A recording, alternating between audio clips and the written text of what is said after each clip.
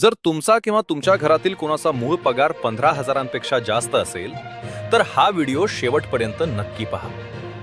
कारण सरकार 10 वर्षांनंतर असा एक नियम बदलणार आहे ज्यामुळे तुमच्या हातातील दर महिन्याचा पगार आणि भविष्यातील पेन्शन पूर्णपणे बदलणार आहे. पण थांब, हा नियम नक्की कधीपासून लागू होणार आणि तुमचा फायदा होणार की नुकसान, हे समजून घेण्यासाठी व्हिडिओचा शेवटचा भाग चुकूनही मिस करू नका.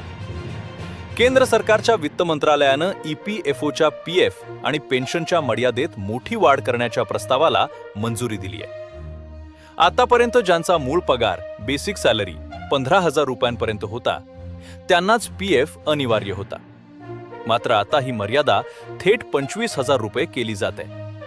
आता फक्त केंद्रीय कॅबिनेटच्या मंजुरीची प्रतीक्षा आहे. कॅबिनेटची मंजुरी मिळताच याची अधिकृत घोषणा होईल. पण लक्षात ठेवा, कॅबिनेटची मंजुरी मिळाल्यावरही हा नियम तात्काळ लागू होणार नाही, कारण कंपन्यांना त्यांची पेरोल सिस्टीम आणि नियम बदलण्यासाठी वेळ लागणार आहे. त्यामुळे सरकार या नव्या नियमाची अंमलबजावणी 1 एप्रिल 2027 पासून करण्याची दाट शक्यता आहे. हा नियम 20 किंवा त्यापेक्षा जास्त कर्मचारी असलेल्या सर्व कंपन्यांना लागू होतो. या निर्णयामुळे खासगी क्षेत्रातील लाखो कर्मचाऱ्यांना पहिल्यांदाच सरकारी पेन्शन आणि PFचा मोठा सुरक्षा कवच मिळणार आहे. PF आणि पेन्शनच्या या नव्या नियमाबद्दल तुम्हाला काय वाटते? कमेंट करून नक्की सांगा.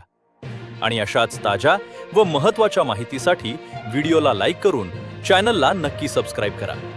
धन्यवाद.